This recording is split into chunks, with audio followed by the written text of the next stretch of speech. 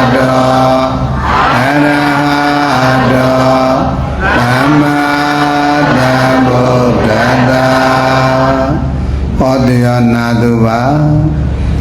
ရှင်တော်မြတ်ဗုဒ္ဓဤအလိုတော်ကြကျေးဇူးတော်အရှင်အရဟန္တတသုဖြစ်တော်မူသောမောဂုဆရာတော်ဘုရားကြည်ဉာဏ်တော်ကိုဥထိတ်မှထားပြီးဟောကြားနာကြမှာဖြစ်လေသောကြောင့်ဆရာတော်ဘုရားကြီးယေတာတိကုံးတော်မူခဲ့သောမူလနှပြအစလာတိပဋိစ္စသမုပ္ပါလင်္ကာနဲ့အဝိဇ္ဇာနဲ့တဏှာအယံကအစလာတိပဋိစ္စသမုပ္ပါလင်္ကာတို့ကိုညီညာဖြာပြရွတ်ပပူဇော်ပြီးတရားပွဲစလိုက်ကြရအောင်မူလာနပြတေသနာကုလေကိုအလွာအင်္ဂါစနပါတရားကိုများနဲ့သုံးမအစနာယမူလာဘောတော်ဝနဲ့ကာလသုံးပြချင်းရနဲ့စေအလွယ်ချမပြီးစေအသည်အန္တရာမလောကြောင့်ဒီအဝိဇ္ဇာနဲ့တဏှာရင်ကံဥမာဒံကံကြောင့်ယုံနာဘောအဘိမမျိုးမျိုးမပင်အမြဲမပြသသတိဟံကံကြောင့်နာယုကြောင့်ကံအမမပြည့်ပြန်နေအလျောယမရကြသာရိမြာကထေရှားပြုပြင်စေရပါစေအကြောင်းရဲ့ကြောင့်လူနာများစွာ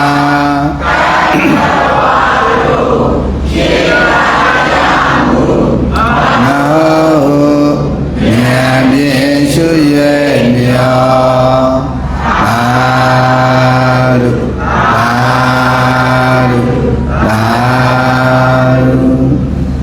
အလုံးမဲ့လောက်ချီလေးတွေချထားမြတ်တာသောဣရိယာပုတ်ဖြင့်စိတ်ချမ်းသာသလိုထိုင်ပြီး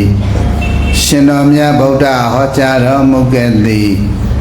မြတ်သစ္စာဓမ္မဒေသနာများကိုနားလဲနားနိုင်ကြပါစေနားတဲ့အတိုင်းလဲသိကြပါစေ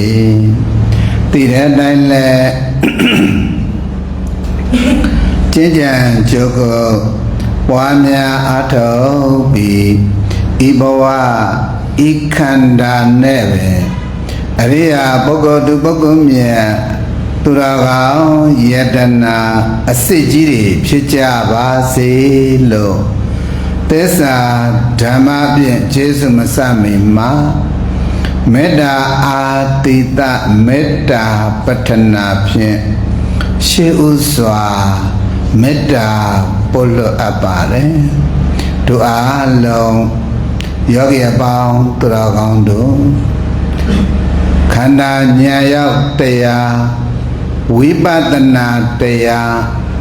သစ္စာတရားဆိုတာဘယ်လိုတရားမျိုးပါလဲမတော်လို့မေးခဲ့ရင်သေနီးတင်ပေးတဲ့တရားလို့မှတ်ရမယ်နော်ဘယ်လိုတရားမျိုးပါလဲသေတာပဲအရှင်ဘုရားရဲ့သေနေစရာလိုသေးလားအဲ့တော့အနန္တသခင်ကျေးဇူးရှင်အရဟန္တတသုပြတော်မူသောမောဂုတ်စရောဘုရားကြီးအဲ့တော့တကားကျဥလာဘုရားတဲ့ခမည်းတော်ကိုတဲ့ကျုပ်ကသစ္စာတရားဝိပဿနာတရားခန္ဓာဉာဏ်ရောက်တရားတွေဟောပေးနေတာတဲ့ဒါခမည်းတော်ကိုသိနိသင်ပေးနေတာလို့ကျုပ်ကဒီလိုဟောတော့တဲ့ တခါကျွဲဥလာဘုရားကပြန်မေးမယ်ဩရှင်မရလဲသေတာပဲသိနေเสียလူသေးလားဗျာအသက်ထွက်သေးတာပေါ့ခင်ဗျားတို့ဆိုကောင်းဆိုခြင်းဆိုလိမ့်မယ်တဲ့သေတာပဲသိနေเสียလူသေးလားဗျာလို့ခင်ဗျားတို့ပြောကောင်းပြောဆိုပြောခြင်းလေပြောလိမ့်မယ်တဲ့သင်ရမယ်တကားကျွေတဲ့သင်ရမယ်ဥလာကိုအရိယာတေတေတအောင်ကတော့သင်ရမှာပဲတဲ့ဘာတေတေတအောင်ပြန်ပြောပါအောင်ဘာတေတေတအောင်အဲ့တော့အရိယာလို့တေတအောင်ကတော့သင်ရမှာပဲတကားကျွေဥလာဘုရားတဲ့အေးတေဂာတိယုတ်မတိနာမတိအကြောင်းမတိအကျိုးမတိကုသိုလ်မတိအာကုသိုလ်မတိဘာမှမသိပဲနဲ့ဟိုတရိစ္ဆာန်လို့တေတာကတော့သင်เสียမလိုဘူးပေါ့ဗျာတရိစ္ဆာန်လို့တေတာကတော့ဘာလဲတော့အရိယာလို့တေတတ်ဖို့ကတော့သင်ဖို့မလိုလားလိုသလားဒါကြောင့်တခါကျော်ဥလာဘုရားတဲ့ခမည်းတော်ကိုကျုပ်ကတဲ့သစ္စာတရားဝိပဿနာခန္ဓာဉာဏ်ရောက်တရားတွေနဲ့သေနည်းသင်ပေးတယ်ဆိုတာတဲ့အရိယာသေတေတအောင်တဲ့ဟောဘာသေတေတအောင်အရိယာသေတေတအောင်သင်ပေးနေတာတဲ့အဲ့တော့တခါကျော်ဥလာဘုရားခမည်းတော်မနာနဲ့နော်တဲ့ခမည်းတော်မနာနဲ့တဲ့ခမည်းတော်ကိုကျုပ်ကတဲ့သစ္စာတရားဝိပဿနာတရားတွေဟောပေးနေတာခမည်းတော်ကိုခွေးတည်တည်မှာဆိုလို့တဲ့ဘာတည်တည်မှာဆိုလို့တဲ့ဩ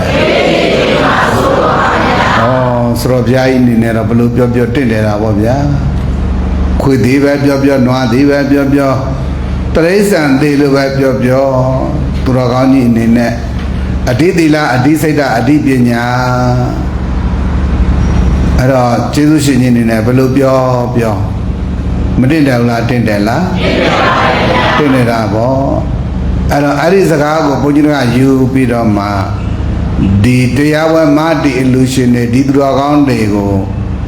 ဘုန်းကြီးတို့လုံငမြောင်းငချောက်ကလေးကလာပြီးတော့ဟာတောင်ကြီးရတကာဒကမတွေဟာမနန်းဥတို့ဓမ္မရတကုသိုလ်ရှင်တွေဒုပရိသတ်တွေခမည်းတော်ကိုကျုပ်ကသစ္စာတရားဟောပေးတာခွေးသေးသေးမှဆိုလို့ဘုန်းကြီးအဲ့လိုသွားဟောရင်ရိုင်းပါဗျာဟာမြောက်မပေးနဲ့မပြောဘူးဗျာဘုန်းကြီးပြောတန်လည်းမတန်ကိုယ်နဲ့လည်းမထိုက်တန်ဘူးဘယ်သူဒီသူတော်ကောင်းတွေဗျာကဲဒီလူရည်သူရှိဦးတွေဗျာဒီသူတော်ကောင်းကြီးတွေဗျာဒီသူတော်ကောင်းတွေသွားတော့ခမည်းတော်ခွေးသေးသေးမှဆိုလို့ကျုပ်သွားဟောရိုင်းမှာပေါ့ဗျာဟိုမဟုတ်ဆိုတော့ဤနေနဲ့ကတော့ဘလို့ဟောတင့်တယ်တယ်ဟုတ်မလားဟေဖုံဖုံတို့နေနေကြသွားပြောလို့တော်ပါမလားတော်သားမတော်ပါဘူးဗျာဟင်အဲ့တော့ဘုန်းကြီးဟာဒီသူတော်ကောင်းတို့ခမည်းတော်ကိုခွေးသေးသေးမှဆိုလို့ဘုန်းကြီးအဲ့လိုဟောသလားဟောပါဘူးဟောလည်းမဟောရဲဘူးဟောလို့လည်းမထိုက်တန်ဘူးအခုကဘယ်သူဟောတာကိုပြောပြဘုရားဟောကိုမော်ရဲဘူးဘယ်သူဟောတာကိုပြောပြမဟုတ်ဆိုရဟောတာဘုရားပြောပြတာကွာကတော့ဟောကိုမော်ရဲဘူးအဲ့တော့ဒုဒရာကောင်းနေလည်းမေးရအောင်မယ်ဒါမဟုတ်ဆိုတော့ဗျာကြီးရဲ့အတန်တိုင်းပြောရမယ်ဆိုရင်ယောဂီတို့ကအချိန်တိုင်းတော့သိပါပဲဗျာအချိန်တိုင်းတော့ဘာဖြစ်မှာအဲ့တော့အချိန်တိုင်းတော့သိမှာပဲတဲ့အဲ့တော့တရိစ္ဆာန်လို့သိခြင်းသလားအရိယာလို့သိတတ်ခြင်းသလားအရိယာလို့သိတတ်ဟာဒါပြင်သိရတော့မယ်အဲ့ဆိုဘာလဲတော့သိရတော့မှာတဲ့အဲ့တော့အရိယာလို့သိတတ်ဖို့ဆိုရင်တော့သိနည်း၃မျိုးရှိတယ်တဲ့သိနည်းဘယ်နှမျိုးပါလဲအဲ့ဒီသိနည်း၃မျိုးကဘာလဲဆိုသိချာမှတ်နံပါတ်1မြတ်စွာဘုရားရှင်ကိုရောမြတ်ကြီးကိုတော်တိုင်ဓာတ်ရိုက်ဟောကြားပေးတဲ့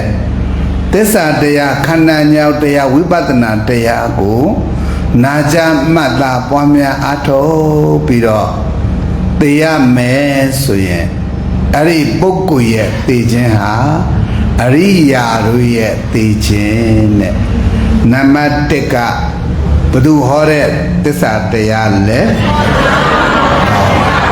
ဖယားရှင်ကိုရောမြတ်ကြီးကိုရောတိုင်း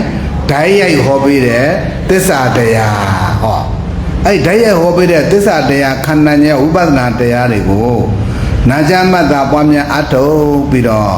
ဒါသုတသိကြမယ်ဆိုရင်အဲ့ဒီပုဂ္ဂိုလ်ရဲ့သိခြင်းကဘာဤသိခြင်းနဲ့လဲနံပါတ်2တဲ့ငါဘုရားရှင်ကိုရောမြတ်ကြီးရဲ့တပိသားတာဝကတွေဟောကြားပေးတဲ့သစ္စာတရားခန္ဓာဉာဏ်ရောက်တရားဟိုဒီနေရာသူတော်ကောင်းတရားလို့တော့လုံးပြီးတော့မရိုက်လိုက်နဲ့နော်ဘာဖြစ်လို့လဲဆိုတော့ဒါနတရားကလည်းသူတော်ကောင်းတရားပဲသီလတရားကလည်းသူတော်ကောင်းတရားပဲသမထတရားကံတရားပရိဒတ်တရားတွေကလည်းသူတော်ကောင်းတရားတွေပါပဲဟုတ်မလားဟင်အဲ့တော့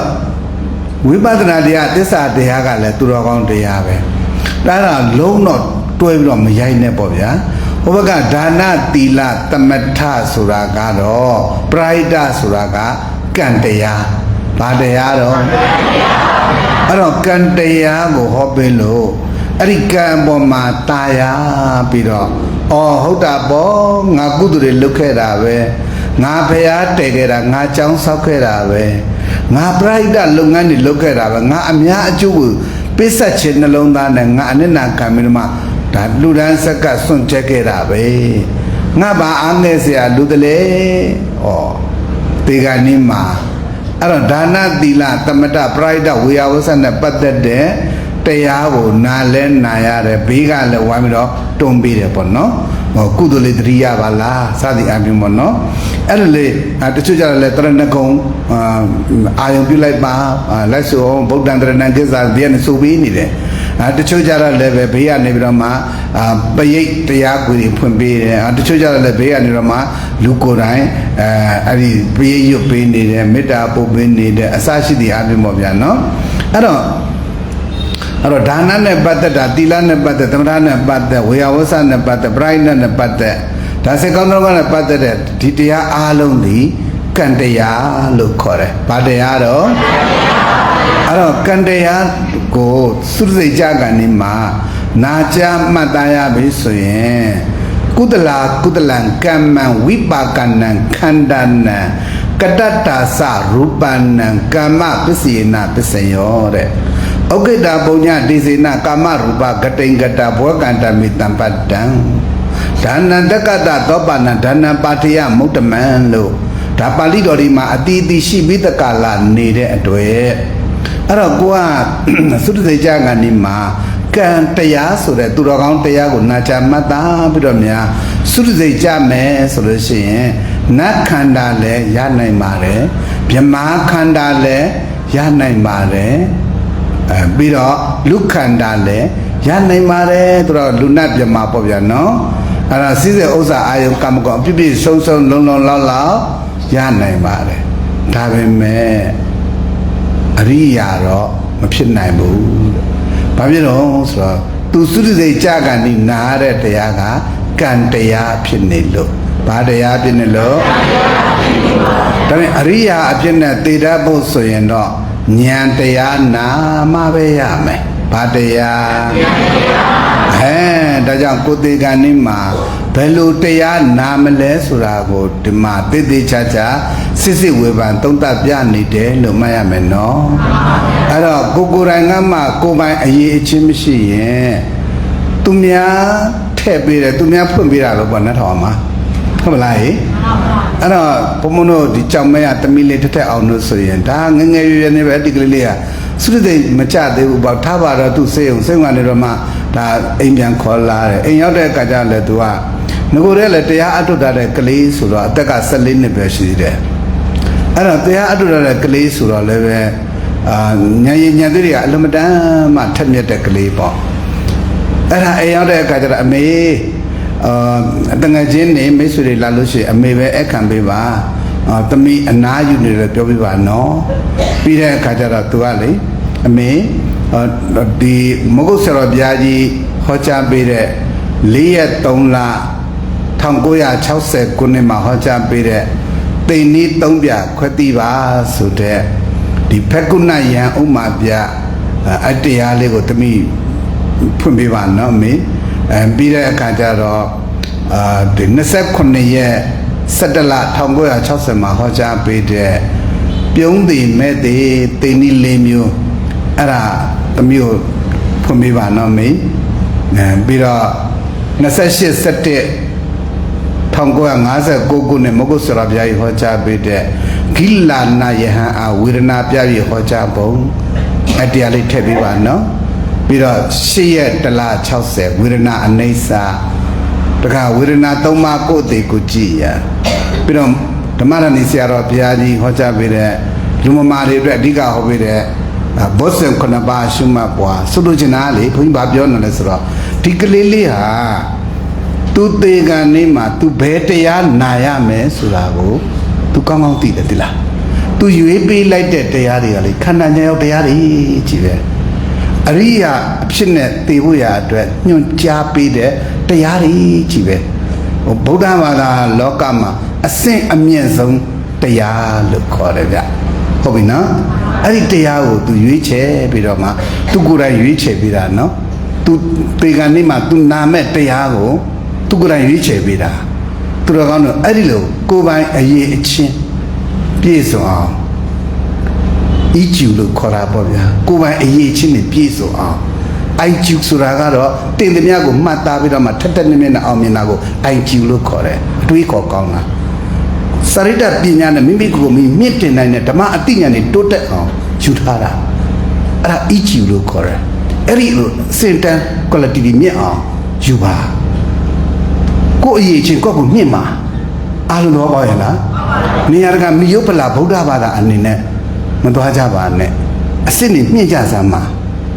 ဟုတ်မလားကံလန်းချောင်းကတော့မိယုပလာဗုဒ္ဓဘာသာလိုပဲအဲ့တော့မိယုပလာဗုဒ္ဓဘာသာနဲ့အစစ်နဲ့မြင့်တဲ့အနေထားကတော့သူကတော့ကံအလုပ်ငန်းအပြင်မှာဉာဏ်လုပ်ငန်းကိုပါသူဆက်လက်ပြီးတော့ကြိုးစားမရုပ်ပွားများအားထုတ်တယ်ဗုဒ္ဓရှင်တော်မြတ်ဘုရားရဲ့အလိုတော်ကြပဲကံအလုပ်ကိုလည်းလုပ်တယ်ဉာဏ်အလုပ်ကိုလည်းလုပ်တယ်ဒါကြောင့်ကိုသေကံနေမှာအရိယာဖြစ်နေသေဖို့ဆိုရင်အခုပြောနေတဲ့ကြည့်လေနံပါတ်1ဘုရားရှင်ကိုတော်မြတ်ကြီးကိုတော်တိုင်းဓာတ်ရိုက်ဟောပေးတဲ့ဘာတရားတော့သစ္စာတရားနံပါတ်2ကဘုရားရဲ့တပိသားတာဝကတွေဟောကြားဓာတ်ရိုက်ဟောကြားဘုရားရဲ့တပိသားတာဝကတွေနော်ဘုရားရဲ့တပိသားတာဝကဟောကြားပေးတဲ့ဘာတရားတော့သစ္စာတရားဟောအဲ့တော့ဖရာရဲ့တပိသားတာဝကတွေဟောကြားပေးတဲ့သစ္စာတရားခန္ဓာညောင်တရားတွေကိုနာကြမှတ်တာပွားများအထုတ်ပြီးတော့သိမယ်ဆိုရင်လေအရိယာတို့ရဲ့သိခြင်းပါတဲ့။ဘာဤသိခြင်းလဲ။ဒါပေမဲ့ဒီနေရာမှာအနစ်ချုပ်လိုက်တော့အရိယာအဖြစ်နဲ့သိတတ်ဖို့ဆိုရင်ကိုသိကံဤဘာတရားကိုနာရမလဲ။သူတော်ကောင်းတရားဆိုတဲ့လုံးမရိုက်နဲ့ရှင်းလားဒါနသီလသမထဆိုတဲ့ကံတရားကလည်းပဲသူတော်ကောင်းတရားပဲဝိပဿနာတရားသစ္စာတရားခန္ဓာဉာဏ်ရောက်တရားကလည်းသူတော်ကောင်းတရားပဲကိုကအရိယဓမ္မတွေကိန်းပြီးတော့မှသုတ္တိကြချင်တယ်ဆိုရင်သစ္စာတရားဖြစ်တဲ့ဉာဏ်တရားကိုများများလေးနာနိုင်အောင်ကြိုးစားပါကံအတွက်ဘုံဘုံတို့တိုက်တွန်းเสียမလိုပါဘူးရှင်းရှင်းလားဘာဖြစ်လို့လဲဆိုတော့ကောင်းတာလို့ရင်ကောင်းကျိုးပေးတယ်မကောင်းတာလို့ရင်မကောင်းကျိုးပေးတယ်ဆိုတော့ဒီကမ္မတက္ကဋဉာဏ်ရဲ့အတိဉာဏ်ဟာတဲ့ဖျားမပွင့်လည်းရှိတယ်ဖျားပွင့်လည်းရှိတယ်ဖျားမပွင့်လည်းဒီဉာဏ်ရနေတယ်ဖျားပွင့်လည်းဒီဉာဏ်ကရကြတယ်ဒါကြောင့်မလို့ကံနဲ့ကံရဲ့အကျိုးပေးကိုယုံကြည်တဲ့ကမ္မတက္ကဋဉာဏ်ကိုသာသနာပဉာဏ်လို့ခေါ်တယ်ဘာဉာဏ်နဲ့တော့ဘာကြောင့်လဲဆိုဖျားပွင့်ပွင့်မပွင့်ပွင့်ဒီဉာဏ်ကရတယ်ဟုတ်ပြီနော်ဒီကနေ့ညစဉ်ညတိုင်းသူတော်ကောင်းတို့နေ့စဉ်နေ့တိုင်းနာချမှတ်သားနေရတဲ့ဝိပဿနာတရားသစ္စာတရားခန္ဓာဉာဏ်ရောက်တရားပရိစ္ဆေသမုပ္ပါတရားဆိုတဲ့ဒီတရားတွေကတော့တမ္မာတန်ဗုဒ္ဓမြတ်စွာဘုရားရှင်ကိုရောမြတ်ကြီးပွင့်မှ နာကြမှတ်သားပွားများအထုခွင့်ရတဲ့တရားပြီးတော့ဒီသစ္စာဉာဏ်ဆိုတာကလည်းဖယားရှင်ကိုရမြတ်ပွင့်မှာရနိုင်တဲ့ဉာဏ်မို့ဒီဉာဏ်ကိုသာသနာတွင်ဉာဏ်တဲ့ဘာဉာဏ်နဲ့တော့နောက်တော့သစ္စာတရားခန္ဓာဉာဏ်ရောတရားဝိပဿနာတရားဟာဖယားပွင့်မှသာလျှင်နာကြမှတ်သားပွားများအထုခွင့်ရမယ်တရားမို့သာသနာတွင်တရားမှတ်ထားနော်ဒါဖြင့်အဲ့လိုသာသနာတွင်တရားသာသနာတွင်ဉာဏ်နေရအောင်ကြိုးစားနိုင်မှသူတော်ကောင်းတို့ဟာသာသနာတွင်ပုဂ္ဂိုလ်လို့ခေါ်တယ်ဒါကြောင့်ကျေးဇူးတော်ရှင်ဘုန်းကြီးတို့မဟာကန္တာယုံနာယကချုပ်ဆရာတော်ဘုရားကြီးဖြစ်တဲ့အရှင်ကုံတလာဘိဝန္တာဟောကြားခဲ့တဲ့သာသနာနဲ့တွေ့သူမတွေ့သူဆိုတဲ့တရားလေး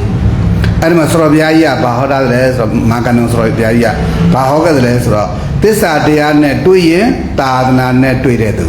သစ္စာတရားနဲ့မတွေ့ရင်သာသနာနဲ့မတွေ့တဲ့လူတဲ့ဒါဖြင့်ဒုသရကောင်းနဲ့သာသနာနဲ့တွေ့ဝလားသာဓုဟမ်ဒုသရကောင်းနဲ့သာသနာနဲ့တွေ့ဝလားဟဲ့ဒါကြောင့်ဖယားတဲ့ယုံနဲ့သာသနာနဲ့တွေ့တယ်လို့ပြောလို့မရဘူးကျောင်းဆောက်ယုံဆွမ်းလောင်းယုံနဲ့သာသနာနဲ့တွေ့တယ်လို့ပြောလို့မရအဲ့ဒါကဗဟိတသာသနာဘာသာသနာလဲအခုနှလုံးသားထဲမှာသစ္စာအသိဉာဏ်နဲ့ကိန်းသွားရင်အဲ့ဒါကအစ္ဆဒသာသနာ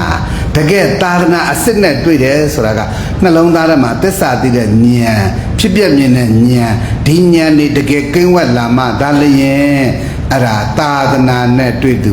တဲ့ဘယ်သူနဲ့တွေ့တဲ့သူ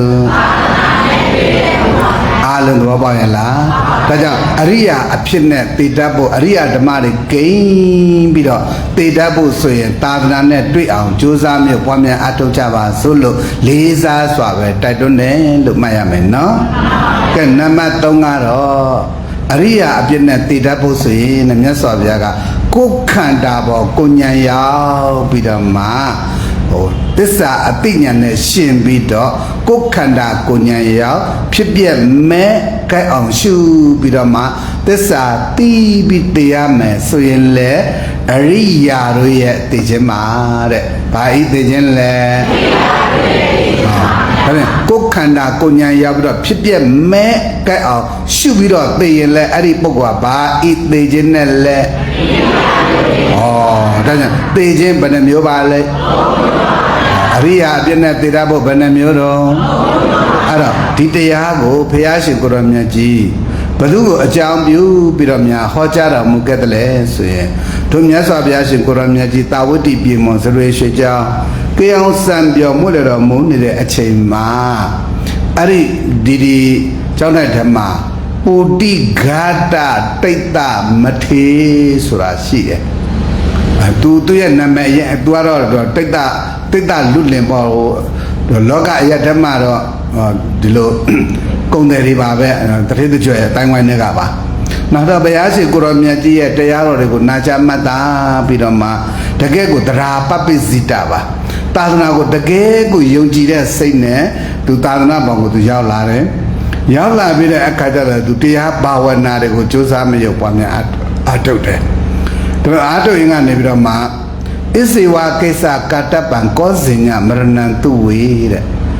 နာဟိနောတင်္ဂရန်တေနမဟာတေနိနမစ္ဆုနာတဲ့ကိုဘယ်နေ့ဘယ်ချိန်ဘယ်ကာလဘယ်နေရာဘယ်ယောဂနဲ့ဘယ်လိုသိမယ်ဆိုတာဘယ်သူသိတယ်လဲဘယ်သူမှမသိဘူးနော်ဒါကြောင့်လောကမှာလှန်ထမ်းတာကိုပဲမြင်ရမယ်ကံထမ်းတာမမြင်ရဘူးတဲ့အဲ့ဒါနဲ့သူ့မှာဒီယောဂဝေဒနာတွေဖိစီးနှိမ့်ဆက်လို့လာတယ်ပေါ့အဲ့တော့ယောဂဝေဒနာတွေကဖိစီးနှိမ့်ဆက်လို့လာတဲ့အခါကျတော့ဒီခေတ်စကားနဲ့ပြောမယ်ဆိုလို့ရှိရင်သူကအယိုးကင်စာလို့လည်းပြောလို့ရတယ်ပြီးတဲ့အခါကျတော့သူကဒီ AIDS လို့လည်းသုံးလို့ရမယ်ဘာလို့လဲဆိုတော့ခန္ဓာကိုယ်ကဘူးတွေအလိမ့်လိမ့်ထွက်ပြီးတော့မှအပုတ်တွေထွက်လာတာပြီးတော့အယိုးတွေအထိဆွေးလာတာပြီးတော့ခန္ဓာကိုယ်ဓာတ်ခံအားကျဆင်းလာတာHIV တွေပေါ့အဲ့လိုဖြစ်လာတာ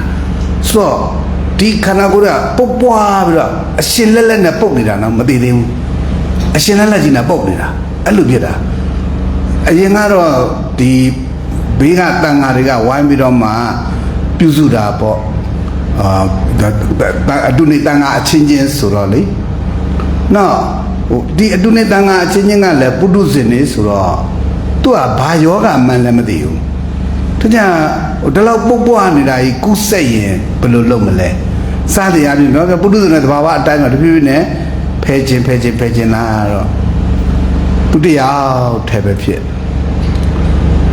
သင်္ကန်းကိုလည်းပဲခွာနိုင်တဲ့အရေးချင်းလည်းပြခန္ဓာကိုဓာတ်ခါအားလည်းကြဆင်းတော့တရေကြတော့အရှင်အာနန္ဒာကကျောင်းစဉ်ကိုလဲကြည့်နေဒီကမ္မဋ္ဌာန်းကျောင်းတစ်ခုတွေကညင်းညူတန်ကြားတာ哦အဲ့တော့ညင်းညူတဲ့အတန်ကြားတော့ဩဒီနာညင်းညူတဲ့အတန်ကြားပါတယ်ဆိုတေချာကြည့်လိုက်တော့ဩဒီကမ္မဋ္ဌာန်းကျောင်းလေးတွေကပဲဒီတပားနေကျောင်းလေးတွေကပဲဆိုတော့ဒါနဲ့အရှင်အာနန္ဒာကအဲ့တကားကိုလူဝင်တကားကိုဖွင့်လိုက်တာအထက်ရဒီမဲနေတဲ့ရင်တွေကလေတခါတည်းအတင်းတိုးထွက်လာအရှင်အာနန္ဒာပက်လက်ကိုလန်တော့ဟာဆိုတော့တခါတည်းသင်္ကန်းနဲ့ခါလိုက်တဲ့အခါကျအကောင်းနဲ့ပုတ်ထွက်မှောင်မဲပရင်းတကားလေးဖွင့်ဟိုးတောင်းမှာညညူးနေတာအလိုကြည့်လိုက်တော့လည်းမဲနေတာအကောင်ကြီးမဲနေတာအဲ့ဒါအတင်းသင်္ကန်းနဲ့ခါပြီးအခုထွက်သွားအဲ့ဒီမှာတေချာကြည့်တာအိုးတိတ်တာဩငါရှင်တိတ်တာဒီတိုင်းဆိုတော့ဒုက္ခပဲဒီတိုင်းဆိုတော့ဒုက္ခပဲယောဂဝေဒနာလည်းပြင်းထန်လိုက်တာအနတ်တွေကလည်းညှစ်ဆူဆူပုံနဲ့တော့ထွက်နေပြီဒါနဲ့အရှင်အာနန္ဒာတကားလေးပြန်စီတော့ဖျားစီရောက်အောင်သွားတယ်တော့အရှင်မြတ်ဟိုတိုက်ထဲမှာအရှင်မြတ်ရဲ့တပိတန်ဃာတစ်ပါးယောဂဝေဒနာတွေဖြစ်စီနှိမ့်ဆက်လို့နှိမ့်ဆက်တဲ့ဓာတ်ကိုခံနေရပါတယ်ဗျာဩအာနန္ဒာရဲ့ခန္ဓာရှိရင်နှိမ့်ဆက်ခံရမှာပေါ့တဲ့ခန္ဓာရှိရင်ဗါတဲ့တော့နောက်ကယောဂီတို့ကကုသိုလ်ကောင်းမှုပြုပြီးတော့မှဟိုခန္ဓာဒီခန္ဓာရပါရစေလူဘဝနတ်ဘဝရပါရစေဆိုနောက်ဆက်တွဲပါထပ်ပြီးတောင်းလူခန္ဓာရပြီးတော့လဲအနှိမ့်ဆက်လဲခံပါရစေအိုခြင်းဆိုနာခြင်းဆိုသေခြင်းဆိုနဲ့လဲကြုံပါရစေလို့အဲ့လိုတွဲတောင်းနောက်တောင်းရင်လေနော်တောင်းနော်အဲ့လိုတောင်းနော်တောင်းမလားဟင်တွဲတောင်းရင်တွဲတောင်းအဲ့လိုတောင်းနမဦးနော်နောက်တစ်ခါနတ်သမီးဘဝရပါရဆိုနတ်အိုအိုနတ်နတ်နာပြီးတော့နတ်သေပါရစေအဲ့လိုတွဲတောင်းဟုတ်ပလားနော်အဲ့တော့ဘယ်ဘဝဘယ်ခန္ဓာရရဘာလို့ခံရမှာနှိစ္စခံရမှာပေါ့အခုမြတ်စွာဘုရားအနန္တရဲ့ခန္ဓာရှိတော့နှိစ္စခံရမှာပေါ့မှန်ပါဗျာသူယောဂဝေဒနာတွေကလည်းပြင်းထန်လိုက်တာဗျာဩအနန္တရဲ့ရုပ်ရှိလို့ယောဂရှိတာပေါ့ရုပ်ရှိလို့ဘာရှိဒါကြောင့်ယဟန်တပါးကဖယားရှိကိုရောမြတ်ကြီးကိုလျှောက်တယ်ရောဂောတိဗန္တိဝုစတိကိတ္တဝတ္တနုခောရောဂောတိဗန္တိဝုစတိအရှင်မြတ်တဲ့လောကမှာယောဂလို့ပြောနေပါတယ်ဖေဟာတဲ့အဲဒီယောဂဆိုတာဘာကိုပြောပါတယ်လဲမြတ်စွာဘုရားအဲ့တော့မြတ်စွာဘုရားရှင်ကိုရောမြတ်ပြန်ဖြေတယ်ရောဂောတိကောဘိက္ခွေရူပနာမေတ္တံအတိဝသနံတဲ့ချစ်သားရေတဲ့ယောဂဆိုတာယုတ်တရားပဲတဲ့ယောဂဆိုတာဘာတရားလဲရုပ်ရှိရင်ယောဂရှိမှာပေါ့တဲ့ရုပ်ရှိရင်ဘာရှိမဲအခုတရားဟောတရားနာနေတာပြောတော့ယောက်ျားမင်းမပုဂ္ဂိုလ်တ attva ကလေးလူကြီးအသက်လေးအမိနာမဘလို့ပဲတားပြီးတော့ပြောကဲတကယ်တမ်းတရားနာနေတာခန္ဓာမနှပါကဲအခြေချလိုက်တော့ဘာနဲ့ပါဒါပေမဲ့တို့တော်ကောင်းဒီမှာရုပ်တည်မရှိလားရှိသလားဘုံဘုံမှာလည်းရုပ်ခန္ဓာရှိသလိုသူတော်ကောင်းတို့မှာလည်းရုပ်ခန္ဓာမရှိဘူးလားကဲရုပ်ခန္ဓာရှိရင်ယောဂဆိုတာလည်းမလာဘူးလားဟောယောဂတွေဖြစ်ရတာဘာရှိလို့ပါလဲဟောရုပ်ရှိရင်ယောဂဖြစ်မယ် အဲ့တော့ဘယ်သူပဲဖြစ်ဖြစ်ဩငါမှဖြစ်မှပြရလေချင်းဒီယောဂကြီးငါမှဖြစ်မှပြရလေချင်းလို့ကိုတယောက်တည်းလို့အာမငင်လိုက်ပါနဲ့အဲ့ဒါရုပ်ရှိတဲ့သူတိုင်းခန္ဓာရှိတဲ့သူတိုင်းဟုတ်လားဟဲ့ဘာသာလူမျိုးမခွဲခြားပါနဲ့တဲ့ရုပ်ရှိတဲ့လူတိုင်းတဲ့ဒီယောဂဝေဒနာရဲ့ပစ္စည်းနှိမ့်ဆက်ခြင်းကိုမခံရဘူးလားခံရမလားဒါကြောင့်ချက်သားရည်တဲ့ယောဂဆိုတာရုပ်တရားပဲတဲ့ဒါကြောင့်ခန္ဓာကြီးရကြတဲ့ကရောဂတော့ဂန္ဓတော့တန်လာတော့အာဘာရတော့တဲ့တော်လီစမလီဒီခန္ဓာကြီးကယောဂတော်ကြီးပါတဲ့ဒီခန္ဓာပါလေတော့ဥမာဆိုကြပါစို့ယောဂတော်ရဲ့ဗိုက်စားတယ်ဆိုတာလည်းပါလေယောဂတဲ့ရေတောက်ချင်တယ်ဆိုတာလည်းသေးပေါက်ချင်တယ်ဆိုတာလည်းအခင်းအလေးသွားချင်တယ်ဆိုတာလည်းအိတ်ချင်လို့တန်းတယ်ဆိုတာလည်းဒါပြန်ခန္ဓာကိုယ်မှာနာတုံချင်းကြိုက်ခဲ့ဗေဒမာလေးပေါ်လာတာမှန်သမျှအဲ့ဒါတခြားလားယောဂလားဒါပြန်ယောဂီတို့ယောဂကင်းတဲ့အချိန်ပြောစမ်းရှိသလားဟဲ့ဒါပြန်ယောဂီတို့ကဟိုခန္ဓာဒီခန္ဓာရပြီးတော့ယောဂဒုံကြီးရပါရစေလို့ဆုတောင်းနေတာနဲ့မတူလားတူသလားဒါကြောင့်ရောဂတော့ခန္ဓာတော့တန်လာတော့အာဘာဒတော့ဘယ်ယောဂမှမလိုချင်ပါနဲ့တဲ့ဟိုခန္ဓာလိုချင်ဟိုယောဂရမှာပဲဒီခန္ဓာလိုချင်ဒီယောဂရမှာပဲတဲ့ရှင်ရောရှင်လားဘယ်ခန္ဓာမှမလိုချင်ပါနဲ့ကွယ်တဲ့ကုသိုလ်ကောင်းမှုပြုပြီးတဲ့အခါကျတော့လက်ရှိခန္ဓာဩနာတိမောကွယ်ဖြစ်ဖြစ်ဒုက္ခသစ္စာကြီးကိုကိုယ်ပိုင်ဉာဏ်ဖြင့်ကိုယ်တိုင်သိသိဖြစ်ပါ၍နောင်ခန္ဓာဝိပါကဝဒုက္ခသစ္စာဖြစ်ဖြစ်ကြီးကိုမလိုချင်တော့မရချင်တော့ဉာဏ်ဖြင့်ဒီခန္ဓာကိုလည်းယောဂတုံးလို့တပိတော့သိပါတယ်ဖေ။နောက်ရမဲ့ခန္ဓာကိုလည်းယောဂဒုံကြီးဆိုတာတပိတော့လို့ကျွတ်တင်မြင်ပါတယ်ဗျ။ဒါကြောင့်တပိတော့တို့ဘယ်ယောဂဒုံကြီးမှမလိုချင်လို့ဒီကနေ့အမောမြတ်ဆုံးသောသစ္စာဓမ္မသဘင်ပွဲကို9ရက်တိုင်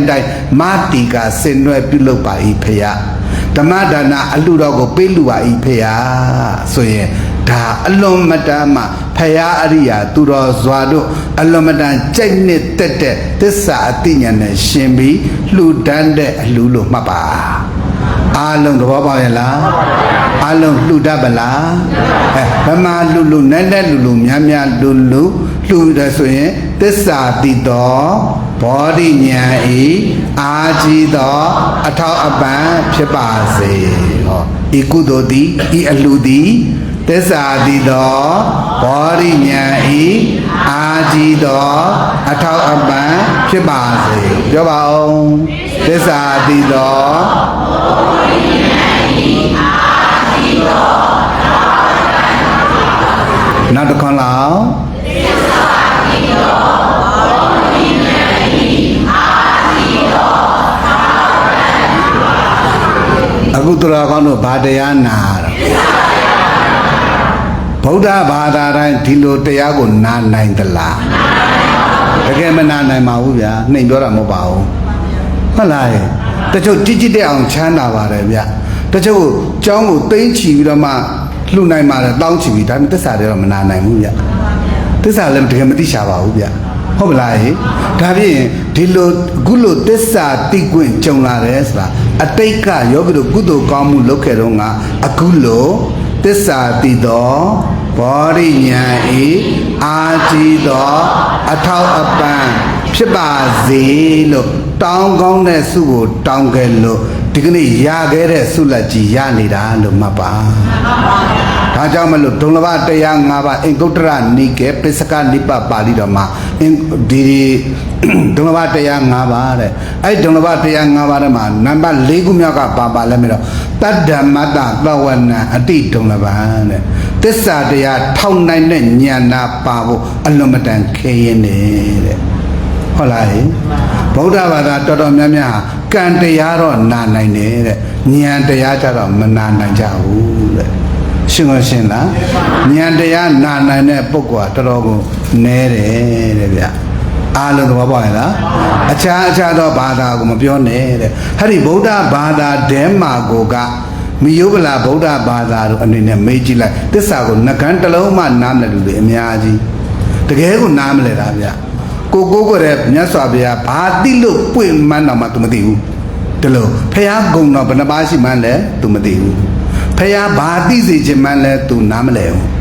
ဟ ဟုတ်လားဖះဘာတရားတွေဟောခဲ့တယ်လဲဆိုတော့ तू တိတိကျကျမလိလာဘူးဒီလိုနဲ့မိယုပလာဗုဒ္ဓဘာသာနဲ့ဟိလေဝါလာနဲ့ဒီလိုနဲ့ပဲဖះသွားကြောင်းတက်လေးနဲ့ပဲပတိလေးကြောက်ကြက်ဟိုရောက်ဒီရောက်ဒီလိုနဲ့တည်သွားရောခန္ဓာ၅ပါးယုံနာနှစ်ပါးဖြစ်ပျက်တဲ့ဒုက္ခသစ္စာဘာမှမသိပဲနဲ့တည်ရတာကဲဖះကမဟောဘူးလားဆိုတော့လေဟောတယ်မသိစေချင်ဘူးလားဆိုတော့လေသိစေချင်လို့ဟောလိုက်တာကလည်းယောဂီတို့ရဲ့ဓမ္မခန္ဓာပေါင်း8000လေးတောင်သုတ်ဝင်အဘိဓမ္မာနိကေ900ပိဋကသုံးပုံဒီအလုံးစုံသောတရားတွေဟောပြတယ်ဆိုတာဘယ်အကျိုးကလည်းဘယ်အတွက်လဲဘာယူရည်ရွယ်တာလဲမေ့ရင်သစ္စာဝိနိမုတ်တောဓမ္မောနာမနတ္ထိတဲ့ပါဠိတော်ကမြတ်စွာဘုရားရှင်ကိုရမကြီးဟောကြားခဲ့တဲ့မြတ်တရားတော်တွေပါသစ္စာဝိနိမုတ်တောသစ္စာမှလွတ်သောတရားမြည်သည်နတ္ထိမရှိဘူးတဲ့အားလုံးဘာသိစေခြင်းလို့ဟောတာလဲဒါကြောင့်ဒါနတရားတွေဟောပြတာလဲဘာသိစေခြင်းလို့ဟောသီလတရားတွေဟောပြတာလဲဘာသိစေခြင်းလို့ဟောသမထတရားတွေဟောပြတာလဲဘာသိစေခြင်းလို့နောက်ဆုံးအရိယဓမ္မလမ်းကြောင်းပေါ်ရောက်ဖို့ဆိုရင်တော့သစ္စာတိမနိဗ္ဗာန်ဝင်မှာသစ္စာတိမအရိယာဖြစ်မှာသစ္စာတိမအပယ်၄ပါးကစိတ်ချလက်ချလွန်မြောက်ရမှာသစ္စာတိပြီးတေမှာအရိယာတို့ရဲ့တည်ခြင်းဖြစ်နေတည်ရမှာရှင်းမရှင်းလားအဲ့ဒါဘုသူရဲ့စေရနာလဲဘုသူရဲ့မေတ္တာလဲဘုသူရဲ့ကရုဏာလဲအဲ့ဒါဘုရားရဲ့စေရနာမေတ္တာကရုဏာနဲ့ယောဂရုနဲ့တန်တလားတန်တလားလို့တန်လို့ပဲအခုပဲဘာတရားပွဲရောက်နေတာတော့အဲ့ဒါဘုရားရဲ့စေရနာနဲ့တန်လို့ပေါ့စေရနာလူတိုင်းနဲ့မတန်ဘူးနော်လူတိုင်းနဲ့မတန်လို့ဗုဒ္ဓဘာသာတိုင်းသစ္စာမသိတာပေါ့ရှင်းရှင်းလားဒါပေမဲ့သစ္စာသိအောင်မှမကြိုးစားနိုင်သေးရင်ဘုရားစေရနာနဲ့ငါနဲ့မတန်ဘူးလောကလည်းဖျားပွင့်တာငါနဲ့ဘာမှမဆိုင်ဘူးလောကလည်းဖျားပွင့်တာငါအတွက်ပွင့်တာမဟုတ်ဘူးလို့ဆုံးဖြတ်အဲ့လိုပြောတော့သစ္စာတရားမနာနိုင်တဲ့ဘုရားကြိုက်မလားသူကြိုက်ဖို့ဟောတာမှမဟုတ်ပဲနဲ့သူကြိုက်ဖို့ဟောတာမှမဟုတ်ပဲလို့ဩဘုံဟောတဲ့တရားလူတိုင်းကြိုက်ရမယ်လို့အဲ့ဒီနှလုံးသွင်းပြီးဟောတာမဟုတ်ဘူးဖျားဟောတဲ့တရားတောင်လူတိုင်းမကြိုက်ဘူးအဲ့လိုခင်္ကာဝလူသဲစမကပွင့်တော်မူတဲ့ဖရာဆိုဟောသမျှသစ္စာတွေမကြိုက်ခဲ့လို့မောင်တုဏနာအပါဝင်တပွဲလုံးငုတ်တုတ်ဒုက္ခရောက်နေကြတာဒါပဲမဟုတ်လားဒီလောက်ခင်္ကာဝလူသဲစမကပွင့်တော်မူတဲ့ဖရာအဆူဆူတော့တဆူဆူနဲ့တော့တွေ့ကြမှာပါမတွေ့တော့ဘူးလားဒီဥပရိယုတ်တွေကိုကြည်ချင်းအဖြစ်ဖရာတဆူဆူနဲ့တော့တွေ့ကြမှာပါမတွေ့တော့ဘူးလားတွေ့တယ်နော်တွေ့တဲ့ဖះကရောဘာတရားဟောမှာတော့ဒါပေမဲ့တို့လက်ခံခဲ့သလား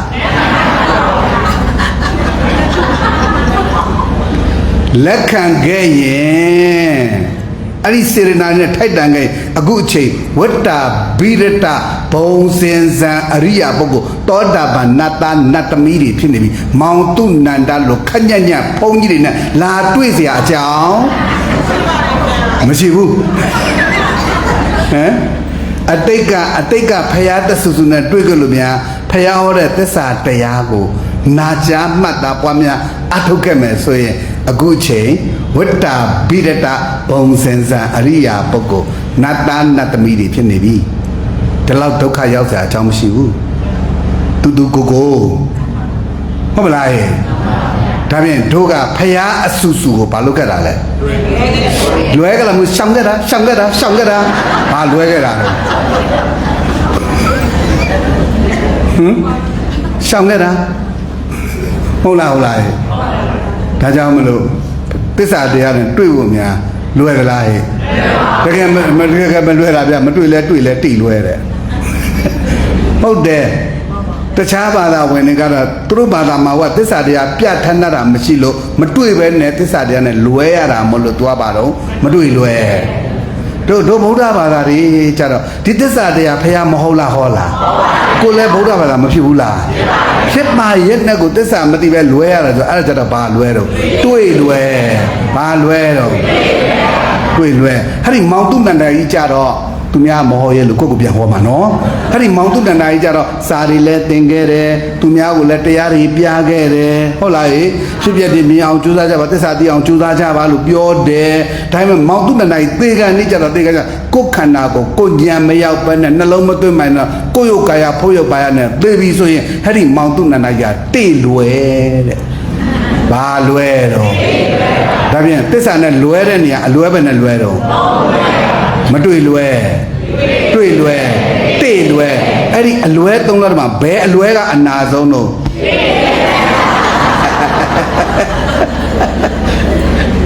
အာမငယ်နဲ့ဟဲ့တိလွဲရအနာဆုံးများဟုတ်မလားဟဲ့ဒါကြောင့်ယောဂီတို့ကြီးမတွေ့လွဲလည်းမဖြစ်စေချင်ပါဘူးတွေ့လွဲလည်းမဖြစ်စေချင်ပါဘူးသူတော်ကောင်းတို့ကိုတိလွဲကြီးတွေလည်းမဖြစ်စေချင်ပါဘူးအမေဘုန်းကြီးလည်းကြတာဟဲ့တဲ့ကြီးတဲ့ဓမ္မဒါနကုသိုလ်ရှင်ကြီးတွေလည်းသစ္စာမတူပဲသိရရင်ဘာလွဲတော့တိလွဲဟောက်ပြောမနေနဲ့ဘာလွဲလဲဟဲ့အဲ့တော့တိလွဲကြီးလွဲပါရင်မနစ်နာလားနစ်နာလားတိတ်နစ်နာတယ်ဘယ်လောက်တိနစ်နာသွားမလဲဆိုလို့ရှိရင်တဲ့နစ်နာပုံကတော့ဘုရားဟောတာခန္ဓာဝကတန်သစ္စာတန်ရုပ်မှာဟောတာတယ်ဒီမဟာသမုဒ္ဒရာလို့ပြောရင်ယောဂီတို့ထားပါတော့ဘုံဘုံတို့ဒီအမေရိကတို့ဘာလို့သွားမယ်ဆိုရင် time transit နဲ့သွားတယ်ဆိုကြပါစို့ထိုင်းလေကြောင်းကနေတက်သွားတယ်ဘိုးအင်းလေရင်နဲ့တနာရီလောက်ပြီးတကားကိုဖွင့်ကြည့်လိုက်အဲ့ဒီထိုင်းကနေပြီးတော့မှဘုန်းကြီးတို့အမေရိကန်18နာရီကြာတယ်18နာရီကြာတယ်ဖွင့်ကြည့်လိုက်တနာရီလောက်နေရေပြင်မဲ့တွေ့ရတာအောင်ပါဒါနဲ့ဟိုရောက်ဖို့နိုင်ကြည့်လိုက်အမေရိကန်ကိုရောက်ဖို့ဆက်ရတယ်လေရင်စီးဖို့အချိန်တနာရီလောက်ပဲကြံတယ်နော်တကားကိုဖွင့်ကြည့်လိုက်ရေပြင်ကြီးပဲတွေ့ရတယ်ပစိဖိတ်သမုဒ္ဒရာကြီးဖြတ်ရတာဒါကြောင့်ကမ္ဘာလောကမှာမြေတုနဲ့ရေတုဘယ်တုကများရေတုကကုန်းတတ္တဝါနဲ့ရေတတ္တဝါမျိုးစိတ်ကရေတတ္တဝါရဲ့မျိုးစိတ်ကတန်းနဲ့ချီရှိတယ်တဲ့ဗျအဲ့ဒါဘုန်းကြီးတို့ဂျပန်တို့ဘာလို့ညောင်းလဲအမေရိကတို့ဘာလို့အင်္ဂလန်တို့ရောက်တယ်အဲ့ဒီမှာသူတို့ငါးပြားတိုက်ကြီးတွေသွားကြည့်တာအိုးကိုမမြင်ဘူးတဲ့ငါးမျိုးစိတ်ကြီးနဲတာနေမဟုတ်တန်းနဲ့ချီလို့ရှိတယ်ဟာတချို့ငါးအထီးနော်အဲ့ဒါအထီးအဲ့ဒီအထီးကနေတော့မှမွေးတာနော်ဥပေါက်တာအဲ့ဒီငါးအထီးအမျိုးပေါင်းတစ်မျိုးကငါးအထီးတစ်မျိုးကဥလိုက်တာအဲ့ဒီသူ့ရဲ့ဥဟာတန်းနဲ့ချီဥတာဗျကဲအဲ့ဒီငါးကနေဥလိုက်မှတော့လူလားတိရစ္ဆာန်လားတိရစ္ဆာန်ကိုတန်းနဲ့ချီတာနော်လူကတစ်ခါမွေးတစ်ယောက်ပေါ့အမှားဘူးနှစ်ယောက်ပေါ့ဟုတ်တယ်နော်ဟိုမှာချီတဲ့ငါးမျိုးစိတ်ကတစ်ခါမွေးလိုက်ရင်တန်းနဲ့ချီမွေးတာတွေးကြည့်ဗျဘုန်းကြီးတို့မမြင်ဘူးလားဒီအများကြီးအဲ့ငါးပြတဲ့ထဲမှာနဲနာလေးမဟုတ်ဘူးမျိုးစိတ်ပေါင်းနေကဲအဲ့ဒါလူလားတိရစ္ဆာန်နေလားတိရစ္ဆာန်နေအဲ့ဒါမြတ်စွာဘုရားကဘာပြောလဲဆိုတော့အဲ့ဒီပစိဖိတ်သမုဒ္ဒရာကြီးရဲ့ခဲတစ်လုံးပေါ့ဗျာအဲ့ဒီပစိဖိတ်သမုဒ္ဒရာကြီးကိုကျသွားတယ်ပေါ့အဲ့ဒီကျသွားပြီဆိုလို့ရှိရင်အဲ့ဒီခဲကကုန်းမောက်ကိုပြန်ရောက်ဖို့တော်တော်စဉ်းစားကြည့်စမ်းလွယ်မလားမလွယ်ဘူးနော်မြတ်စွာဘုရားကသစ္စာတန်ရုပ်ခန္ဓာဝကတန်ရုပ်မှာဘာပြောလဲဆိုတော့မင်းတို့ယုံခြင်းလဲယုံမယုံခြင်းလဲနေတဲ့ဥမာပြရမယ်တဲ့မဒေါနန်ဥပဲဆိုကြပါစို့ကြာတော့သူစပမွေးထောင်းလာပြီကွာပြထားပါတော့သစ္စာမသိပဲတည်သွားတယ်ဗျာတည်သွားတယ်အကယ်မြအပယ်လေးပုံတပုံပုံရောက်သွားတယ်ငရဲတိစ္ဆန်ပိတ္တာတပုံပုံရောက်သွားတယ်ဆိုကြပါစို့အဲ့ဒါလေမြတ်စွာဘုရားဘာပြောမင်းတို့ယုံကြည်လက်မြုံကြည်နေနော်တဲ့စွန်နကမဟာသမုဒ္ဒရာကြမ်းကင်းကိုရောက်သွားတဲ့ဂဲလုံးတွေကုန်းမော်ကိုပြန်ရောက်ဖို့ငါမြင်တယ်တဲ့ဒီကဲကကုန်းမော်ကိုပြန်ရောက်ဖို့ငါမြင်သေးတယ်တဲ့လူတယောက်သစ္စာမသိဒိဋ္ဌိမပြုတ်ဘဲနဲ့သေလို့အပယ်လေးပုံပြန်ကျသွားလို့နောက်တစ်ခါလူဘဝပြန်ရောက်ဖို့ငါမမြင်ဘူးတဲ့ကြည်စမ်းဘလောက်ခဲရနေမှတ်တော့သစ္စာမသိတဲ့ပြစ်အပြစ်ဘလောက်ကြီးတယ်မှတ်တော့မင်းတို့ငါထပ်ပြောပြအောင်မယ်အခုတော့ငါရကြောင်ကြီးပေါ့နော်ဒါယူအနှစ်နဲ့ပြည့်နေကြောက်တုံးကြီးလို့ရုပ်ကလေးအောင်ပြုလိုက်ဒါယူပေါ့နော် အနှစ်နဲ့ပြည့်နေတဲ့ကြောက်တုံးကြီးပေါ့ဗျာဒီသာသနာလင်္ကာရဗိမာန်တော်ကြီးဟုတ်ပြီနော်ခွန်လေးနဲ့အနှစ်တရာနေမှဟာဒီကြောက်တုံးကိုတစ်ချက်ကလေးလာပေါ်လိုက်ဟုတ်ပြီနော်နောက်တစ်ခါအနှစ်တရာနေမှတစ်ချက်ကလေးလာပေါ်လိုက်တယ်ဟုတ်ပြီနော်ငါမင်းတို့ကို6ခေါ်နေတာမဟုတ်ဘူးတဲ့မြတ်စွာဘုရားကမင်းတို့ယုံချင်လဲယုံမယုံချင်လဲငင်ငါဘုရားတပ္ပိညုတညံတော်နဲ့ငါဟောပြတာတဲ့လူတယောက်တစ္ဆာမသိဒိဋ္ဌိမပြုတ်ပဲသေလို့ငရဲတရိစ္ဆာန်များဖြစ်သွားရင်တဲ့ဟာဒီကြောက်တုံးကြီးတာအနှစ်တရာနေလို့တစ်ခါလာပေါ့လို့ကြောက်တုံးကြီးတာပျောက်ရင်ပျောက်သွားမယ်တဲ့အဲ့ဒီပုဂ္ဂိုလ်လူဘဝပြန်ရဖို့ငါမမြင်ဘူးတဲ့စဉ်းစားတိုင်းသစ္စာတိကိုလွယ်သလားဟဲ့နောက်တော့မြတ်စွာဘုရားပြောတော့မင်းတို့ကွာတဲ့သစ္စာတရားဟောတတ်တဲ့ပုဂ္ဂိုလ်တရားနဲ့များမင်းတို့ကြားဖို့နာကတိတယ်ဆိုကြပါစို့ကွာကြားတယ်ကြားတော့ကိုယ်လည်းသစ္စာသိခြင်းနဲ့တရားနာခြင်းနဲ့အဲ့တော့သစ္စာတရားဟောတတ်တဲ့ပုဂ္ဂိုလ်နဲ့တွေ့တော့ဆရာရဲ့သစ္စာတရားဟောပေးပါလို့မင်းတို့ကတောင်းပန်တယ်ကွာတဲ့သစ္စာသိခြင်းလို့အဲ့တော့သစ္စာတရားဟောတတ်တဲ့ပုဂ္ဂိုလ်ကမင်းတို့ဈေးကင်နေကွာတဲ့ဘယ်လိုဈေးကင်လဲဆိုတော့ခင်ဗျာသစ္စာတရားနာကြကျုပ်ခင်ဗျာဒီတော့မဟောနိုင်ဘူးဗျာဆရာရဲ့ကျွန်တော်ဘယ်လိုဝန်ဆောင်မှုပေးရမလဲတခြားတော့မဟုတ်ဘူးဗျာခင်ဗျားကိုမနဲ့ကြရင်ခင်ဗျားရဲ့ခန္ဓာကိုယ်အနဲ့အချက်ပေါင်း300ထိုးမယ်စာမှာတော့လှန်လို့ပါတယ်ပိတ်ကြောက်သွားမှာဆိုတော့ဘုန်းကြီးအဲ့လောက်ပဲထည့်ပြောတာမနေ့ပိုင်းအနဲ့အချက်ဘယ်လောက်တည်းတော့300နေ့လယ်မှာအနဲ့အချက်300တကူလုံးထိုးမှာနော်ညနေ9 နာရီလောက်ကျရင်အနဲ့အချက်300ထိုးမယ်အဲ့ဒီအနဲ့အချက်900မင်းအထိုးခံနိုင်မလားမင်းအထိုးခံနိုင်ရင်မင်းငါသစ္စာတရားဟောပေးမယ်လို့များသစ္စာတရားဟောပေးမဲ့ပုဂ္ဂိုလ်ကအဲ့လိုများဈေးကြိုက်ခဲ့ရင်ချက်သားချက်သမီးတို့ရေးတဲ့အထိုးတာခံလိုက်စမ်းမှာကွာတဲ့အထိုးတာခံလိုက်တော့ကွာတဲ့မင်းသစ္စာတရားနာရဖို့မင်းအဲ့ဒီခင်းနေကွာတဲ့ရှင်းလို့ရှင်းရလားအခုယောဂီတို့အဲ့နဲ့မပြောနဲ့မျက်စောင်းကိုမထိုးတာကြီးကမဟုတ်မျက်စောင်းကြောင့်ထိုးသလားထိုးသစ္စာတရားနာစင်းတော့ချော့ကိုဟောနေတာမဟုတ်လားဟုတ်လားဟဲ့ဘာသိစေချင်လို့သစ္စာသိဖို့များလွယ်သလားဟဲ့မလွယ်ဘူးဗျအားလုံးတော့ကြရလားအဲ့တော့သစ္စာမသိရင်တန်ត្រာရဲ့ဒုက္ခလည်းအဲ့လိုမတန်60မကောင်းလားကောင်းလားဒါနဲ့မြတ်စွာဘုရားကကဲဒါသစ္စာမသိလို့ဖြစ်ရတဲ့ဖြစ်ဖြစ်ပေါ့ကွာတဲ့ကဲဟိုငါဘုရားရှင်ကိုရောမြတ်ကြီးအဲ့ဒီပုရိကတ္တတိတ်တမထေရဲ့ဂိလနုပတ္တကပေါ့စာလို့တော့ဂိလနာငါကိုရပြစုမယ်အဲ့ဒါမဲတော့ပြင်စင်တာဆိုတော့အခန်းရလည်းချင်းလေးဒါနဲ့ဒီလူမမာယူအပြင်ဆွဲထုတ်ရတာပေါ့ဗျာပြင်တာတော့မြတ်စွာဘုရားကြွလာတော့ဘုရားကြွလာဆိုတန်ဃာတွေလည်းအကုန်နောက်ကလိုက်ပါလာတာပေါ့ဗျာဟိုကြည့်လိုက်တဲ့အခါကျတော့လေခါတင်ကန်းကြီးကဟိုအနာရီနဲ့ကန်းတဲ့ခွာရင်လည်းပဲတွေးစိတ်ရှိနေဖြစ်မှာအဲ့မြတ်စွာဘုရားရှင်ကဖိုင်စီစဉ်ခိုင်းတယ်အဲ့ဒါဖိုင်လေးစီးပြီးတော့မှတခါလေအဲ့မှာလက်တော်နဲ့တက်ပြီးတော့ချက်တာဘာမှအားမငင်နဲ့နော်ငါဘုရားရှင်ကိုရောမြတ်ကြီးကိုရောတိုင်းချက်သားကိုဂိလနာပြုစုပေးနေပါတယ်ကွယ်ဖယားကိုယ်တိုင်ဂိလနာပြုစုပေးတာ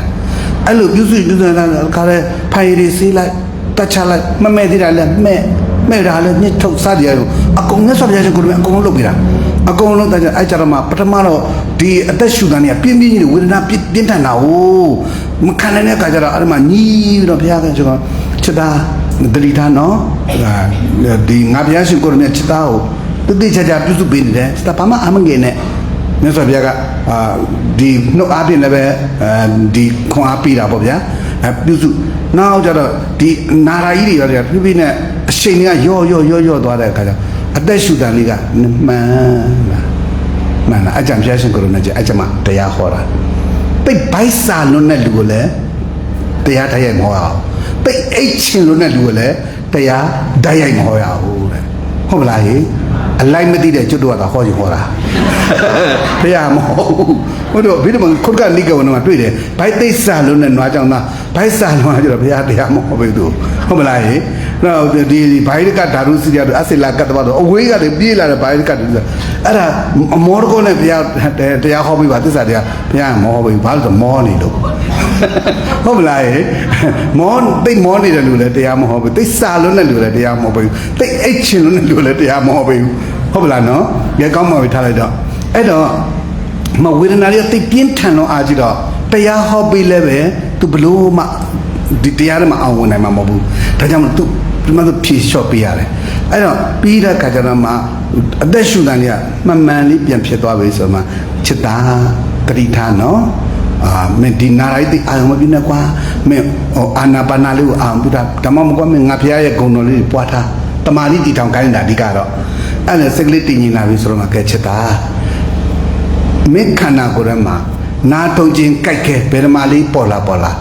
ခန္ဓာမှန်ရင်ဘာသစ္စာလဲအဲ့တော့ဒီခန္ဓာကြီးဒုက္ခသစ္စာပဲချစ်တာရဲ့အောက်နာပေါ်လဲဒုက္ခသစ္စာနာတာပေါ်လဲကျင်တာပေါ်လဲချစ်တာဒုက္ခသစ္စာလို့ချစ်တာအာရုံပြုလိုက်အောက်နဲ့ပေါ်လာရင်လဲကျင်နဲ့ပေါ်လာရင်လဲပူတာလေးပေါ်လာရင်လဲအဲ့တော့ခန္ဓာရှိတော့ချစ်သားရဲ့တဲ့ခန္ဓာကြီးကဒုက္ခသစ္စာဒီခန္ဓာကြီးကချစ်သားကိုဘာလုပ်နာလဲနှိမ့်ဆက်နေတာဘာလုပ်နာလဲဟဲ့အောက်ကနေပေါ်လာရင်လဲနှိမ့်ဆက်ပြန်နာလေးပေါ်လာရင်လဲဒေသနာဉာဏနုတာရိနာဉာဏပိသင်္ဒတဉာဏုတ္တရဟောတိဟောမြတ်စွာဘုရားကခန္ဓာပေါ်ဘာရအောင်ဟောအဲ့မှာပုရိကတ္တသိတ္တမထေကလည်းခန္ဓာပေါ်ဘာရအောင်ရလိုက်တော့ကျင်ကနေပေါ်လာရင်လည်းနှိမ့်ဆက်ပြန်ပြီအောက်နာလေးပေါ်လာရင်လည်းနှိမ့်ဆက်ပြန်ပူတာလေးပေါ်လာရင်လည်းနှိမ့်ဆက်ခံရတဲ့ခန္ဓာကြီးကဘာသက်စာနှိမ့်ဆက်ပြန်ပြီလို့သိနေတဲ့ဉာဏ်ကလေးကမေဃသက်စာဟဲ့ဘယ်သူလဲနှိမ့်ဆက်ခံရရဲပြောဘယ်သူလဲနှိမ့်ဆက်ခံရတာဘာရှိလို့နှိမ့်ဆက်ခံရတာဘုရားကဟောနေတာနော်ဘုရားကပုရိကတ္တတိတ္တမထေကိုခန္ဓာပေါ်ဘာရအောင်ဟောနာလဲဒါရောက်လို့လည်းပဲအောက်မနဲ့ပေါ်လာရင်လည်းဘာလို့ခံရလဲဘာရှိလို့နှိမ့်ဆက်ခံလဲ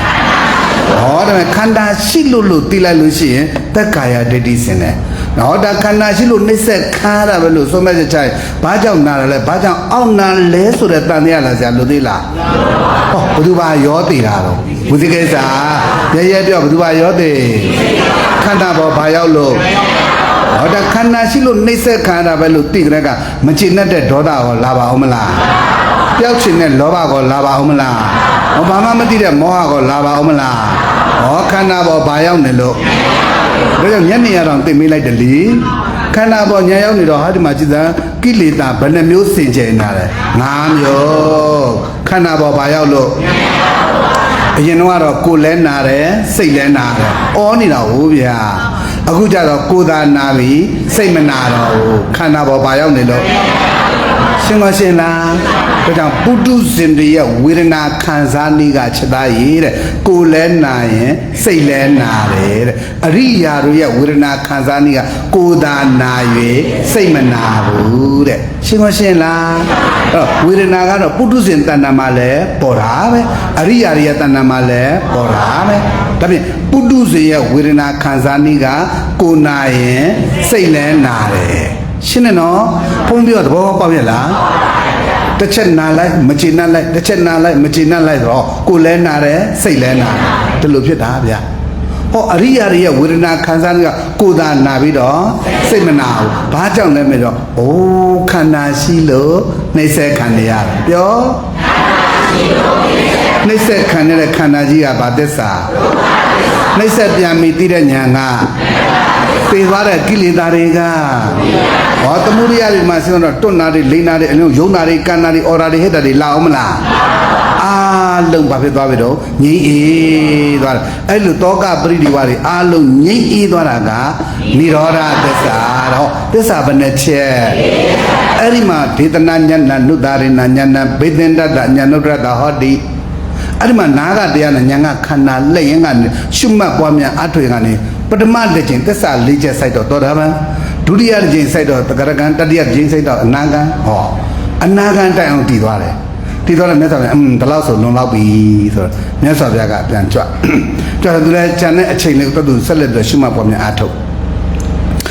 ရင်းနဲ့ဒါနောက်ဆုံးသစ္စာ၄ချက်ကို၄ချိန်လေးကစိုက်ပြီးတော့မှယဟန္တာဖြစ်ယ ယဟန္တာလည်းဖြစ်ပြိဋိဘံလည်းဆံယဟန္တာလည်းဖြစ်ပြိဋိဘံလည်းဆံအဲ့ဒီဟာကိုတမတိတိယဟန္တာလို့ခေါ်တယ်ယဟန္တာလည်းဖြစ်ပြိဋိဘံလည်းဆံယဟန္တာလည်းဖြစ်တယ်လည်းတိပေါ့ဗျာပြောရရင်တော့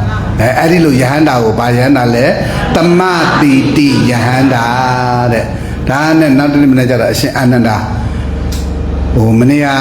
မြတ်စွာဘုရားခိလနာပြုစုတဲ့ကိုတော်လေးဘယ်လိုများနေရှာမလဲပေါ့နောက်တစ်နေ့ကျလာကြည့်တဲ့အခါကျတော့ဘေးမှာတန်ဃာတွေကအလုံးနဲ့များနေတော့ရှင်မယားတို့မနေ့ကမြတ်စွာဘုရားရှင်ကိုတော်များခိလနာပြုစုပေးတဲ့ပုဒိကတ္တတိတ်တမထေလေအခုအခြေအနေဘယ်လိုရှိလုံးဗျာဟမ်ရှင်မယားမသိဘူးလားဗျာမသိဘူးလေဗျာည7 နာရီတုန်းကပြန်တော်မူသွားပြီဗျာဟင်ဟုတ်လားဟာဟုတ်တယ်ဗျာပြန်တော်မူသွားပြီဗျာအော်မသိလိုက်ပါဘူးတဲ့အဲ့နဲ့ငါရုပ်ကလကြည့်ပါအောင်မဲဆိုတော့ဒါရုပ်ကလသွားကြည့်တာကြည့်တဲ့အခါကျလူတွေနဲ့လည်းမတူဘူးအသားကလည်းဝင်းနေတာမနေ့တုန်းကမှယောဂအရှိန်နဲ့ညူကွက်ဖြစ်နေတယ်အခုကျတော့မျက်နှာကြည့်လိုက်တော့လည်းပဲအသားလေးကလည်းဝင်းနေတာပဲဟာနှာခေါင်းလေးကြည့်လိုက်တော့ပကတိခြိုက်ဝင်သွားတာတော့ပွာလာတာတော့မရှိဘူးဟာနေရကလေးကလည်းကြည့်လိုက်လို့ပကတိခါနေတယ်လှုပ်လို့ရတယ်ပါးလေးလည်းကျင်းနဲ့ထိုးကြည့်ပြန်ဖောင်းလာတယ်ဟောလက်ကလေးကန်ကြည့်တကလည်းပျော့နုညံ့ဆိုတော့ကြည့်လိုက်တော့လေဟိုလာသူကိုနှုတ်ဆက်နေတယ်လို့ပဲပြုံးနေလို့အိပ်ပြောနေတယ်လို့လေပဲတလားဘာမှဟိုလူတွေတယောက်နဲ့မတူဘူးဗျာပြောရရင်တော့အဲ့လိုလေဆိုတော့အရှင်အာနန္ဒာဘုရားရှင်လျှောက်တယ်အရှင်ဘုရားပေါ့အရှင်ဘုရားမနေ့ကကိလနာပြုစုပေးလိုက်တဲ့ပုဒိကတ္တတိတ်တမထေအေးဟုတ်ပြီဥသိပြီဗျာဟောအာနန္ဒာရဲ့ခန္ဓာရှိတော့သိမှာပေါ့အရှင်ဘုရား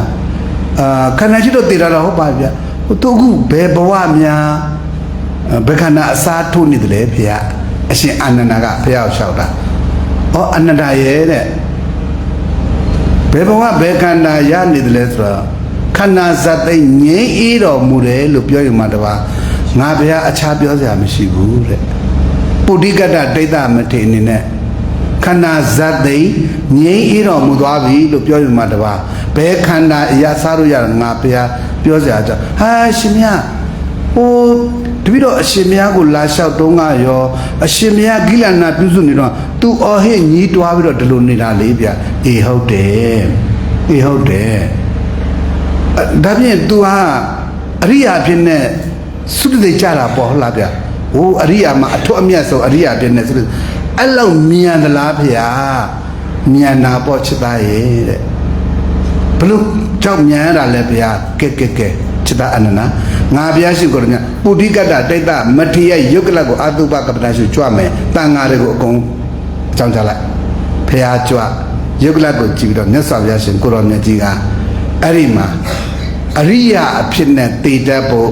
တည်ခြင်းဘယ်နှမျိုးဟောတာတေဘုရားရှိခိုးမြတ်ကြီးဓာတ်ရိုက်ဟောကြားတဲ့သစ္စာတရားဟုတ်ပြီနော်နံပါတ်1ဖရာရဲ့တပိဒါတာဝကဟောကြားပေးတဲ့သစ္စာတရားနာကြမှတ်တာပွားများအထုသိမဲ့ဆိုရင်ဘာဤသိခြင်းလဲ3ကိုယ်ခန္ဓာကိုဉာဏ်ရောက်ဖြစ်ဖြစ်ရှုပြီးတော့များသိမဲ့ဆိုရင်ဘာဤသိခြင်းလဲဟောဒါပေမဲ့အရိယာတွေရဲ့သိခြင်းနဲ့သိတတ်ဖို့နိဗ္ဗာန်မျိုးတော့အဲ့ဒီမှာနံပါတ်1နိတို့ရပါအောင်မလားဒီခွေတို့ရပါအောင်မလားဘာလို့မရဘုရားမှမရှိတော့တာဘုရားပြိဋိဘံဆံသွားပြီဟုတ်ပြီလားဟောနံပါတ်1ဖရာရဲ့တပိဒါတာဝကတွေဓာတ်ရိုက်ဟောပေးတဲ့သစ္စာတရားဆိုအမှဆိုကြပါစို့ဗျာကဲမနန်းဦးရကဲအသေးတန်ဖြစ်တယ်ကျုပ်ကအမေရိကန်ရောက်နေဘယ်နဲ့လုံလာကဲမဲသူကြတော့တည်တယ်သူတွေနဲ့ပေါ်တော့ကျုပ်ကအမေရိကန်ရောက်တော်တော်မျှတတယ်လောကရန်ကြီးအတော်ကြီးညိုစရာကောင်းတဲ့ကြော်ကြီးနော်သူများကြတော့တည်တွေနဲ့ပေါ်သူကြတော့အမေရိကန်ရောက်တယ်တဲ့ကဲထားပါတော့ဆိုလိုချင်တာကလေကိုကဘယ်ဆရာတော်နဲ့ဓာတ်ရိုက်တရားနာကျင်တယ်ဆိုမှလည်းအကြောင်းကျိုးကညင်ညွတ်အောင်မဟုတ်ဗျာဟုတ်တော့နော်အေးဒါကြောင့်မလို့တော်တော်လည်းပဲဒီက IT ခေတ်ဆို line မောင်ကနေတော့မှတရားတွေနာမယ်ဆိုလို့မရဘူးလားသစ္စာတရားဝိပဿနာတရားတွေ line မောင်မှာအများကြီးပဲဆိုတော့ဗျာဒီတရားကိုလည်းအများကြီးပဲဟုတ်တယ်နော်အေးအဲ့လိုတရားနာမယ်ဆိုရင်ဖရာရဲ့တပိဒါတာဝကဟောပေးတဲ့သစ္စာတရားကိုနာကြမှတ်သားပြီးတော့မှပွားများအတုပ်ပြီးသုတ္တိကြမယ်ဆိုရင်ဘာဤသိခြင်းမှလဲကဲတကယ်ပြောချင်တဲ့အနှစ်ချုပ်ကယောဂတုအရိယာအပြစ်နဲ့တေတတ်ဖို့တေဂာနိဘာတရားနာမလဲအဲ့ဒါမိတ်အဲ့ဒါပွိုက်မယ်ခရောင်ကရမ်းတော့မလောက်ကြနဲ့ဗျာဘာဖြစ်လို့လဲဆိုတော့တေဂာနိတွေဖြစ်နေလို့ သူတရားနာမှာကြောက်စရာကြီးပါလားဟုတ်တယ်လေကြားလေပခတ်နဲ့ဝေးပြီးတော့ကြီးစီနဲ့နီးလာပြီဗျမဟုတ်လားဟုတ်သလားတေကန်နီးလို့ပြောတာများခြေနဲ့လားမခြေနဲ့လို့ရမှမရတာယူခန္ဓာကသက်သေပြနေတာကြီးကိုမဟုတ်လားဟုတ်သလားကဲဒါကြောင့်မလို့ကိုယ်ခန္ဓာကိုယ်ဉာဏ်ရောက်ပြီးတော့မှရှုမှတ်ပေါ်များသိမယ်ဆိုဘာဣသိချင်းလဲအဲ့တော့ဒီလောက်အရိယာဖြစ်ဖို့အခွင့်အရေးရှိပါလားဘာဖြစ်လို့များအဲ့လောက်အထိဒုက္ခဝေဒနာကြီးခံစားရလဲဗျဒါကတော့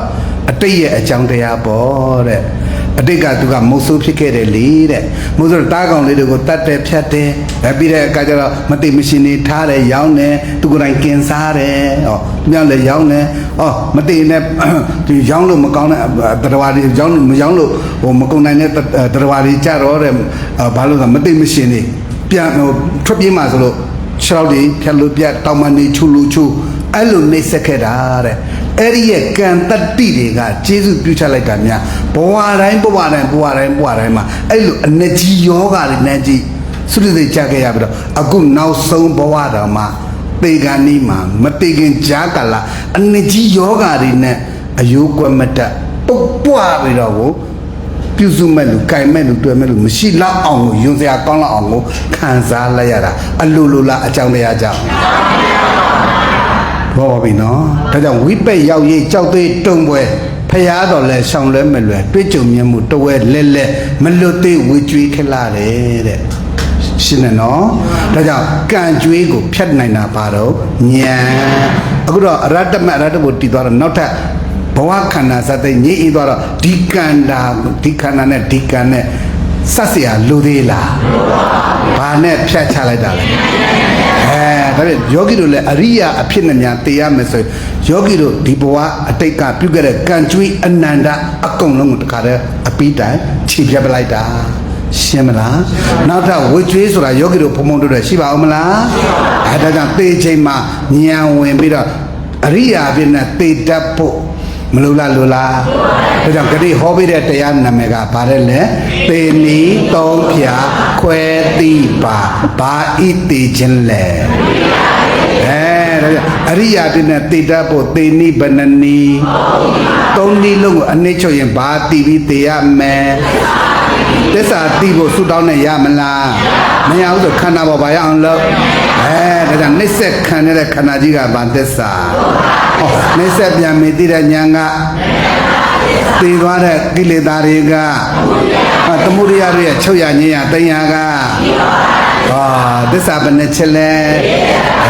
ဒါကြောင့်သူတော်ကောင်းတို့သစ္စာအတိညာနဲ့ရှင်းပြီးတော့သိရင်တော့သူတော်ကောင်းတို့သိခြင်းဟာအရိယာတို့ရဲ့သိခြင်းမလို့အရိယာဖြစ်မှလည်းပဲအပယ်လေးပါးကစိတ်ချမှာမလို့အရိယာဓမ္မတွေကိန်းဝါပြီးတော့အရိယာတွေနဲ့သိနိုင်အောင်ကြိုးစားမရပွားများအထောက်ကြပါစို့လို့တိုက်တွန်းရင်နိုင်စေသွားလို့တော်ကြအောင်စို့ဗျာ